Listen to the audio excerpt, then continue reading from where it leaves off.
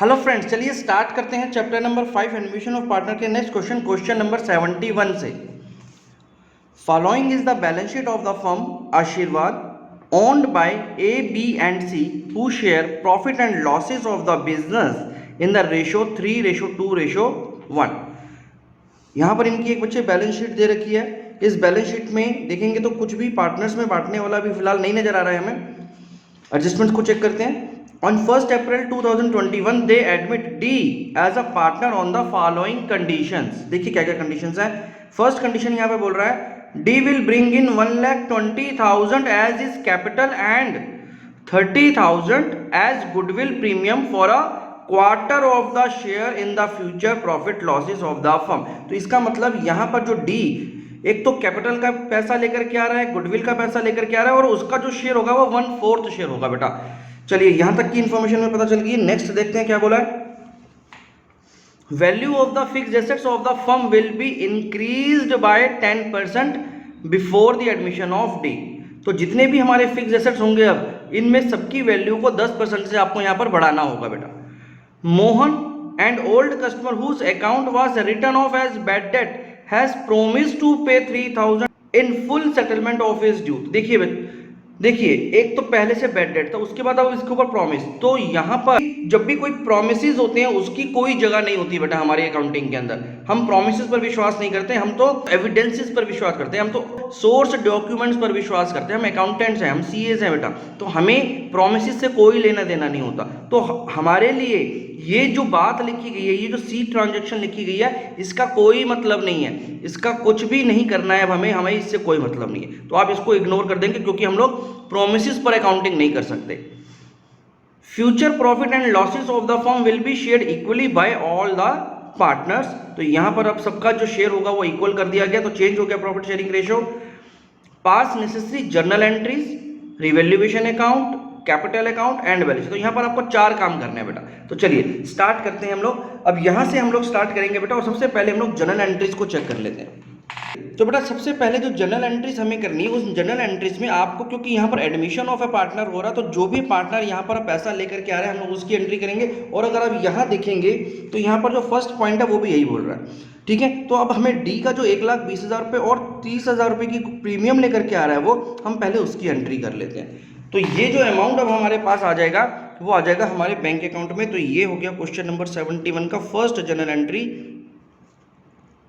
Bank account debited to D's capital account, जिसमें वो लेकर के आ रहे हैं 1,20,000 रुपीज बेटा, और to premium for goodwill account, और जो गुडविल का अमाउंट वो लेकर के आ रहा है वो लेकर के आ रहा है 30,000 रुपीज। तो कुल मिलाकर के यहाँ पर हमारे पास 1,50,000 रुपीज का अमाउंट है जो कि डी लेकर के आ रहा है बेटा, राइट। तो ये हो गई हमारी फर्स्ट एंट्री, बीइंग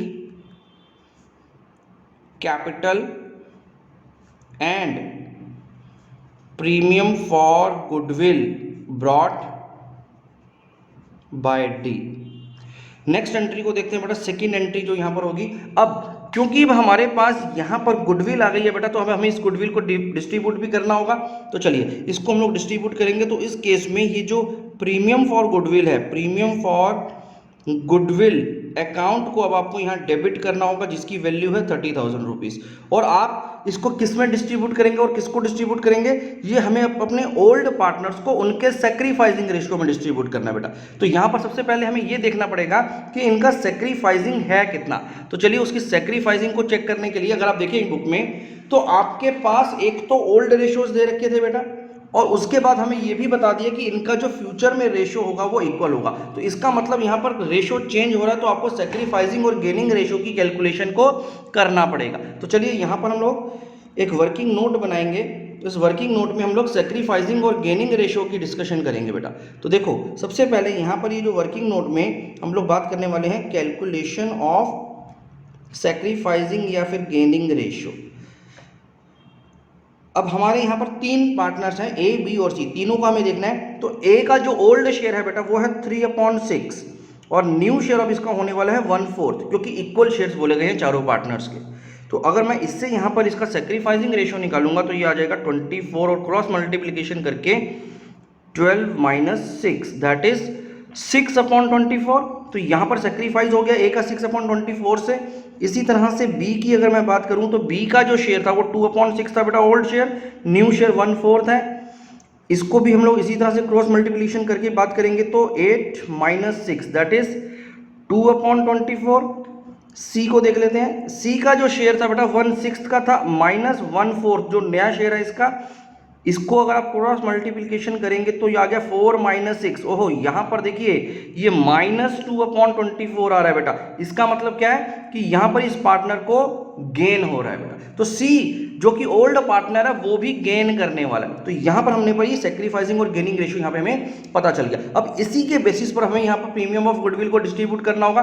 देखो बेटा, क्योंकि ये सी पार्टनर भी अब यहाँ पर गेन कर रहा है तो अब क्या करना पड़ेगा, आपको इससे भी उस गुडविल का हिस्सा मंगाना पड़ेगा। अब सी भी यहां पर गुडविल का हिस्सा लाएगा जितने से वो गेन कर रहा है, तो अब ये पता कैसे चलेगा कि इसको कितना अमाउंट लेकर के आना है, तो चलो उसकी भी कैलकुलेशन कर लेते हैं। तो सीज शेयर इन, तो सीज गेन कर देंगे बेटा इसको, सीज गेन इन गुडविल, तो सी का जो शेयर होगा तो उसके लिए हमें क्या करना पड़ेगा, जो भी हमारी फर्म की, देखो फर्म की जितनी भी गुडविल है उसमें इसके गेन को कंप्यूट करना पड़ेगा, जिसका गेन है 2/24, राइट। इससे मुझे पता चलेगा कि सी का कितना गेन आ रहा है, तो उसके लिए अब हमें निकालनी पड़ेगी पहले फर्म की गुडविल। तो फर्म की गुडविल बेटा कितनी होगी, देखो यहां पर हमें बोला गया है कि डी 30,000 रुपीज लेकर के आ रहा है, डी 30,000 रुपीज लेकर के आ रहा है और उसका शेयर होगा 1/4 यानी 4/1 से अगर मैं रेसिप्रोकल करूंगा तो टोटल फर्म की गुडविल आ जाएगी, तो ये हो गई 1,20,000 रुपीज।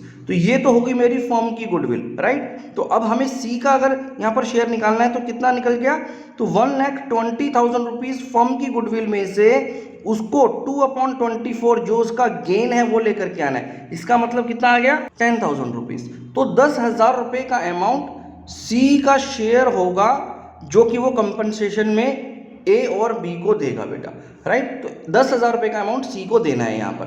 तो चलिए अब इसी हिसाब से यहाँ पर हमारे पास सी का जो कैपिटल अकाउंट है वो भी डेबिट हो जाएगा 10,000 रुपीज से। तो अब ये जो 40,000 रुपीज है, ये 40,000 रुपीज हमारे पार्टनर्स ए और बी में बढ़ जाएगा बेटा। तो to A's capital account and to B's capital account, B's capital account, और किस रेशो में, इनके सेक्रीफाइसिंग रेशो में। और इनका जो सेक्रीफाइसिंग रेशो बन गया वो बन गया 3:1। यहाँ पर ये जो इनका सेक्रीफाइसिंग रेशो है बेटा ये 3:1 बन गया, राइट। तो अब 3:1 में मैं इस 40,000 रुपीज को अगर बांटूंगा तो ए को मिल जाएगा बेटा इसमें 30,000 रुपीज और बी को मिल जाएगा 10,000 रुपीज। इस तरह से आपकी ये जनरल एंट्री होनी थी। तो being premium for goodwill distributed. चलिए, तो ये हो गया हमारा एक और जनरल एंट्री। नेक्स्ट एंट्री पर चलते हैं बेटा, थर्ड एंट्री। अब यहां पर हमारे पास कुछ रिवैल्यूएशन की बातें बोली गई है। देखिए हमने इस फर्स्ट एंट्री को देख लिया है, सेकेंड एंट्री को यहां पर अब ये देखेंगे अगर आप, तो value of fixed assets of the firm will be increased by 10%। तो यहां पर अब जितने भी हमारे फिक्स्ड एसेट्स हैं उनको 10% से इंक्रीज करना है। तो यहां देखते हैं, अब देखिए बैलेंस शीट में आइए, बैलेंस शीट में हमारे कौन कौन से फिक्स्ड एसेट्स हैं। एक तो हमारा फर्नीचर फिक्स्ड एसेट होता है बेटा, बिजनेस प्रेमिसेस ये भी हमारा ऑफिस का स्पेस है तो ये भी हमारा जो फिक्स्ड एसेट होगा, stock in trade, debtors, cash और बाकी और कुछ भी नहीं है बेटा। तो कुल मिलाकर के ये दोनों चीजें हमारे फिक्स्ड एसेट्स में आती हैं। तो फर्नीचर और बिजनेस प्रेमिसेस दोनों 10-10% से इंक्रीज कर रहे हैं। तो चलिए उसकी एक जनरल एंट्री कर लेते हैं जल्दी से। तो यहां पर आ जाएगा furniture account, furniture account debited, और जो अभी वैल्यू दे रखी 95,000 रुपीज दे रखी है तो इसको 10% का मतलब 9,500 रुपीज से फर्नीचर डेबिट हो जाएगा, बढ़ जाएगा बेटा। इसी तरह से यहाँ पर बिजनेस प्रेमिसेस अकाउंट को भी आपको यहाँ पर अब डेबिट करना है, जिसकी अभी वैल्यू दे रखी है वो 2,05,000 रुपये बेटा। तो यानी 20,500 रुपीज, 10% इसका भी इंक्रीज हो जाएगा to revaluation account, to revaluation account. तो यहां पर जो मेरे पास टोटल गेन आ गया रिवैल्यूएशन का वो आ गया बेटा 30,000 रुपीज का। तो ये हो गई हमारी third entry, being fixed assets revalued. Next entry पर चलते हैं बेटा, फोर्थ। देखिए फोर्थ एंट्री में क्या होगा। अब जो हमारे पास नेक्स्ट पॉइंट दे रखा है उसमें बोला है मोहन के बारे में, जो कि हमारा एक बैड डेट हो चुका था और अब वो प्रॉमिस कर रहा है 3000 पे। तो जैसे मैंने आपको क्वेश्चन को एक्सप्लेन करते समय बताया, हमें इस तरह के प्रॉमिसेस की कोई ज़रूरत नहीं होती। हमें तो यहाँ पर हम जो अकाउंटिंग करते हैं वो ऑब्जेक्टिव बेस्ड करते हैं, मतलब हमारे पास सोर्स डॉक्यूमेंट्स होने चाहिए, हमारे पास एविडेंसेस होने चाहिए, हमारे पास प्रूफ्स होने चाहिए कि हमारी कोई ट्रांजैक्शन हो रही है। तो इसलिए हम लोग इस एंट्री को इग्नोर करेंगे बेटा, इस एंट्री को हमें इग्नोर करना है। फ्यूचर प्रॉफिट एंड लॉसेस, और यहाँ पर हमारे पास नया प्रॉफिट शेयरिंग रेशियो बता दिया। तो बस बच्चे यहाँ पर हमारी बातें खत्म हो चुकी हैं, इसके अलावा और कुछ नहीं करना। बस अब जो यहाँ पर ये रिवैल्यूएशन का प्रॉफिट आ गया आपको, इस रिवैल्यूएशन के प्रॉफिट को अब आपने डिस्ट्रीब्यूट करना है अपने पार्टनर्स में, उसी की एक एंट्री करनी पड़ेगी। तो इस केस में आपके पास रिवैल्यूएशन अकाउंट को आपने डेबिट करना है, जिसकी वैल्यू आई है 30,000 रुपीज़ से, और ये बढ़ जाएगा हमारे तीनों पार्टनर्स ए, बी और सी में उनके ओल्ड रेशियो में बेटा। तो यहाँ आ जाएगा A's capital account, B's capital account and C's capital account. तो चलिए इनका जो प्रॉफिट शेयरिंग रेशियो पहले से हमारे पास गिवन है वो 3:2:1 है बेटा। तो 3:2:1 के हिसाब से अगर मैं इसको डिस्ट्रीब्यूट करूंगा तो 15,000 रुपीज़ ए को, 10,000 रुपीज़ बी को और 5,000 रुपीज़ सी को मिल जाएगा। और यहाँ पर हम हमारी फाइनली नरेशन आ जाएगी, बीइंग रिवैल्यूएशन गेन डिस्ट्रीब्यूटेड। चलिए तो ये हो गई हमारी सारी जर्नल एंट्रीज बेटा। इसके बाद जो हमें नेक्स्ट करना है वो है हमारा रिवैल्यूएशन अकाउंट। तो चलिए अब रिवैल्यूएशन अकाउंट को बना लेते हैं। अब क्योंकि हमारी जर्नल एंट्रीज हो गई हैं एक बार, तो अब हमारे लिए बहुत आसान हो जाएगा बेटा काम। चलिए रिवैल्यूएशन अकाउंट का जल्दी से फॉर्मेट बनाएंगे बेटा, बहुत ही छोटा सा बनेगा, बहुत ज़्यादा बड़ा कुछ नहीं था इसमें। चलिए बेटा सबसे पहले अब यहाँ पर जो हमारे पास रिवैल्यूएशन में आई थी बेटा, यहाँ पर रिवैल्यूएशन में हमने सिर्फ और सिर्फ दो एसेट्स ऐसे थे हमारे फिक्स एसेट्स जिनको हमने इंक्रीज किया था, इसके अलावा और कुछ भी नहीं हुआ हमारे रिवैल्यूएशन में। तो हम बस हम इन दोनों एंट्रीज को करेंगे, जिसमें फर्नीचर 9,500 और बिजनेस प्रेमिसेस 20,500 रुपीज़ से इंक्रीज हो रहे हैं। तो इंक्रीज होने का मतलब यहाँ पे हमें प्रॉफिट हो रहा है और रिवैल्यूएशन अकाउंट हमारा क्रेडिट हो जाएगा। तो यहाँ पर आ जाएगा हमारे पास सबसे पहले फर्नीचर अकाउंट। तो फर्नीचर अकाउंट से हमारे पास जो इंक्रीज होके आ रहा है वो 9,500 रुपीज़ का अमाउंट आ रहा है। और इसके बाद है हमारे पास business premises. Business premises account में जो इंक्रीज है वो 20,500 रुपीज़ का है। बस बच्चे इसके अलावा तो और कुछ था ही नहीं हमारे रिवैल्यूएशन में। तो ये हो गया 30,000 रुपीज़, और ये 30,000 रुपीज़ का जो गेन आया था वो हमने अपने पार्टनर्स में बांट दिया बेटा। तो यहाँ आ जाएगा हमारे पास as capital account, B's capital account and C's capital account. ये हो गया हमारे पास रिवैल्यूएशन का प्रॉफिट। इस रिवैल्यूएशन के प्रॉफिट को हम लोग इन तीनों पार्टनर्स में बांट देंगे, जिसमें ए को कितना मिल जाएगा बेटा, ए को मिल जाएगा 15,000 रुपीज़ का अमाउंट, 10,000 रुपीज़ मिल जाएगा बी को और 5,000 रुपीज़ मिल जाएगा सी को। तो बस ये हो गया हमारे पास रिवैल्यूएशन अकाउंट। नेक्स्ट अब हमें प्रिपेयर करना है कैपिटल अकाउंट। तो चलिए कैपिटल अकाउंट का फॉर्मेट सबसे पहले बना लो। सबसे पहले हमें इस कैपिटल अकाउंट के अंदर बैलेंसेस को लेकर के आना है। तो यहाँ पर हम लोग ओपनिंग बैलेंसेस को लिख देंगे। तो यहाँ आ गया बैलेंस ब्रॉट डाउन, जिसमें ए का जो हमारे पास बैलेंस दे रखा है वो 1,20,000, बी का भी 1,20,000, सी का भी 1,20,000। तो तीनों का कैपिटल 1,20,000 रुपीज़ का है। अगली एंट्री में अगर आप देखेंगे तो हमारे पास डी जो नया पार्टनर आ रहा है वो भी 1,20,000 रुपीज़ ही लेकर के आ रहा है। तो यहाँ पर हमने अपनी फर्स्ट एंट्री को मेंशन कर दिया बेटा, राइट। तो ये तो होगी हमारी एक चीज़। अब आगे बढ़ते हैं। यहाँ पर अब हमें अगला जो पॉइंट बोला गया है, एक तो था हमारे पास ये डी का कैपिटल, ये हमने ऑलरेडी मेंशन कर दिया अपने। अब है 30,000 रुपीज़ का जो प्रीमियम फॉर गुडविल आ रहा है। अब प्रीमियम फॉर गुडविल की जो हम लोगों ने वर्किंग करी थी बेटा, ये देखिए यहाँ पर हमने इस प्रीमियम फॉर गुडविल की जो वर्किंग करी थी उसमें 30,000 रुपीज़ तो ये लेकर के आ रहा था नया पार्टनर, सी को भी 10,000 रुपीज़ पे करना है अपने कैपिटल अकाउंट से, ए और बी। तो यहाँ पर सब कैपिटल अकाउंट का ही गेम है। तो ठीक है, अब हम सबसे पहले इसको अपडेट कर देते हैं। तो यहाँ पर जब मैं इसको अपडेट करूँगा तो सबसे पहले प्रीमियम फॉर गुडविल का डिस्ट्रीब्यूशन करते हैं। देखिए प्रीमियम फॉर गुडविल अकाउंट में हमारे पास 30,000 रुपीज़ था, जिसमें से अब प्रीमियम फॉर गुडविल कितना कितना ए और बी को दिया। अगर आप इस जर्नल एंट्री को देखेंगे तो यहाँ पर तो टोटल अमाउंट दिखाई दे रहा है आपको, राइट। तो हम इससे देख करके नहीं कर सकते। अब हमें क्या करना पड़ेगा, जितना भी हमारा प्रीमियम फॉर गुडविल का अमाउंट है जो कि 30,000 रुपीज़ है, उसे हमें ए और बी को उनके सेक्रीफाइसिंग रेशियो में बांटना है। यानी 30,000 रुपीज़ को अगर मैं ए और बी में उनके सेक्रीफाइसिंग रेशियो में बांटूंगा तो ए को मिल जाएगा बेटा 22,500 और बी को मिल जाएगा 7,500, क्योंकि इनका जो सेक्रीफाइसिंग रेशियो है वो 3:1 है बेटा।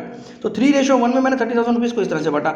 इसके अलावा सी के कैपिटल अकाउंट से भी इनको कुछ मिलने वाला है। तो सीज कैपिटल अकाउंट में भी, क्योंकि सी 10,000 रुपीज़ का गेन कर रहा है गुडविल के अंदर, तो वो यहाँ पर कंपनसेट करेगा इनको 3:1 में। तो इसका मतलब 7,500 रुपीज़ और 2,500 रुपीज़ का अमाउंट बी को यहाँ पर ही कंपनसेट करने वाला है। तो यहाँ पर ये हमारी एंट्री होगी बेटा, क्योंकि अब सी का अकाउंट यहाँ पर डेबिट होना है तो वो हमें यहाँ पर मेंशन करना पड़ेगा। तो सी का अकाउंट एक तो ए के अकाउंट में जा रहा है, तो एज कैपिटल अकाउंट से जो सी का अमाउंट डेबिट होगा वो होगा 7,500 रुपीज़ का, और बी के कैपिटल अकाउंट से सी का अकाउंट जो डेबिट होना है वो होना है 2,500 रुपीज़ से। तो हमने अब ये प्रीमियम फॉर गुडविल का सारा कैलकुलेशन कर करके इसकी एंट्रीज को यहाँ पर समझ लिया बेटा। आई होप आपको ये क्लियर हो गया होगा, राइट। तो चलिए आगे देखते हैं, आगे क्या है हमारे पास एंट्रीज। अब यहाँ पर हमारे पास कुछ भी ऐसा नहीं है जो कि हमारे कैपिटल अकाउंट में आना हो, बस ये जो रिवैल्यूएशन की बातें हैं उससे रिवैल्यूएशन का प्रॉफिट एंड लॉस निकला था बेटा। अब हम इस प्रॉफिट एंड लॉस को, ये जो हमारे ऊपर रिवैल्यूएशन अकाउंट में निकाला था, उसको यहाँ पर लेकर के आ जाएंगे। तो यहाँ आ जाएगा हमारे पास रिवैल्यूएशन अकाउंट से जितना भी हमारे पास प्रॉफिट आया बेटा। तो ये प्रॉफिट में ए को मिल रहा है 15,000 रुपीज़ का अमाउंट, बी को मिल रहा है 10,000 रुपीज़ का अमाउंट और सी को मिल गया बेटा 5,000 रुपीज़ का अमाउंट। तो यहाँ पर हमने रिवैल्यूएशन अकाउंट की भी बात कर ली। बस बच्चे, इसके अलावा हमारे क्वेश्चन में और कुछ नहीं दे रखा, बैलेंस शीट में भी ऐसा कुछ नहीं है जो पार्टनर्स में बंटना हो। तो अब हमारा कैपिटल अकाउंट भी यहाँ पर कंप्लीट हो गया। तो चलिए इसको क्लोज कर देते हैं। तो सबसे पहले इसका जो टोटल करेंगे जब ए का, तो ए का जो टोटल आ गया 1,65,000 रुपीज़ आ गया बेटा, बी का टोटल आ गया 1,40,000 रुपीज़, सी का टोटल आ गया 1,25,000 रुपीज़ और 1,20,000 रुपीज़ के टोटल डी का आ गया। इसी तरह से अब इनके यहाँ पर हम लोग बैलेंसेस भी निकाल लेंगे बेटा। तो 1,65,000, 1,40,000, 1,25,000 एंड 1,20,000। बैलेंसेस की अगर बात करें तो ए का जो बैलेंस होगा वो वही होगा 1,65,000 रुपीज़ का, कुछ भी डेबिट नहीं हुआ। 1,40,000 रुपीज़ का बैलेंस बी का हो जाएगा। सी का जो बैलेंस होगा उसमें यहाँ पर 10,000 रुपीज़ कट जाएंगे, तो यानी 1,15,000 रुपीज़ हो जाएगा। और 1,20,000 रुपीज़ का जो क्लोजिंग बैलेंस है कैपिटल का वो डी का हो जाएगा। तो यहाँ पर आ गया हमारा बैलेंस सी डी, राइट। तो बस अब हम लोगों ने यहाँ पर कैपिटल अकाउंट को भी अपडेट कर लिया बेटा। नेक्स्ट और लास्ट जो हमारे पास बचा हुआ है वो है बैलेंस शीट। तो चलिए बैलेंस शीट को जल्दी से अपडेट कर देते हैं। अब यहाँ पर हमें देखिए क्या क्या लेकर के आना है। सबसे पहले अगर मैं अपनी एडजस्टमेंट्स को देखूं तो उन एडजस्टमेंट्स के हिसाब से एक तो कैपिटल आया था और एक गुडविल आया था जो कि हमारे बैंक अकाउंट में आया था। तो अब यहाँ पर हम लोग सबसे पहले अपने बैंक अकाउंट को अपडेट कर सकते हैं बेटा, राइट। तो यहाँ पर हम लोग सबसे पहले लिख देंगे कैश एट बैंक। तो बैंक अकाउंट में हमारे पास जो पहले से बैलेंस था बेटा वो 15,000 रुपीज़ का हमारी बैलेंस शीट में दिखा रहा है। यहाँ देखो, पहले आप इसको यहाँ पे अगर देखेंगे तो कैश एट बैंक हमारे पास 15,000 रुपीज़ का दिखा रहा है। तो बस हम सबसे पहले इस 50,000 रुपीज़ को यहाँ पर मेंशन कर देंगे जो कि हमारा ओपनिंग बैलेंस है। तो ये हो गया हमारे पास 15,000 रुपीज़ प्लस डी अपने कैपिटल के रूप में यहाँ पर 1,20,000 रुपीज़ और प्रीमियम फॉर गुडविल के रूप में 30,000 रुपीज़ का अमाउंट लेकर के आया था बेटा। तो ये हो गया हमारे पास बैंक का टोटल बेटा। इसके अलावा हमारे पास कहीं से और कोई पैसा नहीं आया था, हम पूरा क्वेश्चन देख चुके हैं। तो इसका मतलब अब ये जो हमारे पास टोटल बैंक में पैसा हो गया, जो बैलेंस हो गया वो हो गया 1,65,000 रुपीज़ का। आगे है हमारे पास नेक्स्ट ट्रांजैक्शन में हम यहाँ पर हम लोग कैश की बात भी कर देते हैं। तो कैश इन हैंड, क्योंकि वो बैंक के साथ ही लिखना चाहिए, तो कैश इन हैंड जो हमारे पास गिवन है 4,200 रुपीज़ है बेटा।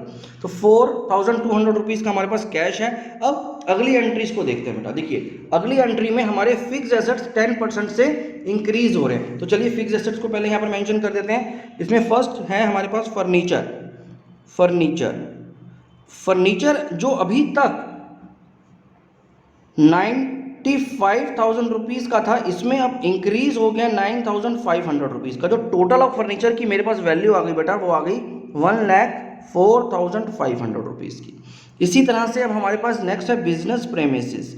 ये जो बिजनेस प्रेमिसेस है इसकी जो पहले से वैल्यू है हमारे पास, यानी जो अभी तक बुक्स में वैल्यू मेंशन थी वो थी 2,05,000 रुपीज़ की। इसमें अब हमारा इंक्रीज हो गया है 10% ऐड हो जाएगा तो 20,500 रुपीज़ अब हमारा यहाँ पर ऐड होकर के, तो जो टोटल वैल्यू अब इसकी बन गई वो बन गई 2,25,500 रुपीज़ की। तो चलिए यहाँ पर हमने फिक्स एसेट्स वाली बात भी लिख ली है। इसके अलावा बेटा हमारे पास और कोई एडजस्टमेंट नहीं है, इसके अलावा हमारे पास और कोई भी एडजस्टमेंट नहीं है। तो बस अब हम लोगों के पास जो नेक्स्ट काम करना है, यानी ये तो होगी हमारी फर्स्ट एक्टिविटी एडजस्टमेंट्स वाली। सेकंड, अब हमें यहाँ पर कैपिटल के अकाउंट्स को लेकर के आना है। तो चलो कैपिटल के अकाउंट्स को यहाँ पे ले लेते हैं। तो यहाँ पर आ गया हमारे पास कैपिटल अकाउंट्स में 4 पार्टनर्स हो गए हमारे पास, ए, बी, सी एंड डी, और इन चारों का जो हम लोगों ने यहाँ पर क्लोजिंग बैलेंस अभी कैलकुलेट किया था उसे आपको यहाँ पर मेंशन करना है। तो ये हमारे पास क्लोजिंग बैलेंसेस गिवन है 1,65,000, 140, 115 एंड 120। तो ए का हो गया 1,65,000 रुपीज़ का कैपिटल, 1,40,000 रुपीज़ बी का आया था, 1,15,000 रुपीज़ सी और 1,20,000 रुपीज़ डी का कैपिटल था। अगर आप इन सबको टोटल करेंगे तो टोटल जो अब हमारे पास फर्म का कैपिटल हो गया वो 5,40,000 रुपीज़ का हो जाएगा बेटा। तो ये चीज़ हम लोगों ने सबसे पहले अपडेट कर ली। अब हमारे पास जो ओल्ड बैलेंस शीट में जितनी भी आइटम्स ऐसी हैं जो कि अभी तक हम लोगों ने यहाँ पे अपडेट नहीं किया, हम उनको लेकर के आ जाएंगे, जिसमें सन्ड्री क्रेडिटर्स और आउटस्टैंडिंग सैलरीज एंड वेजेस तो लाइबिलिटी साइड पर है। तो 20,000 एंड 7,200 रुपीज़ के ये दोनों यहाँ पर आ जाएंगे हमारी लाइबिलिटी साइड पर। तो ये हो गया हमारे पास सन्ड्री क्रेडिटर्स, क्योंकि यहाँ पर कोई चेंज नहीं तो एज इट इज इसकी वैल्यू उधर के आ जाएगी जो कि है 20,000 रुपीज़ की। और उसके बाद है हमारे पास आउटस्टैंडिंग सैलरी एंड वेजेस बेटा, और ये अमाउंट है हमारे पास 7,200 रुपीज़ का। बस बच्चे लाइबिलिटी साइड की सारी चीज़ें हमारे पास आ चुकी हैं।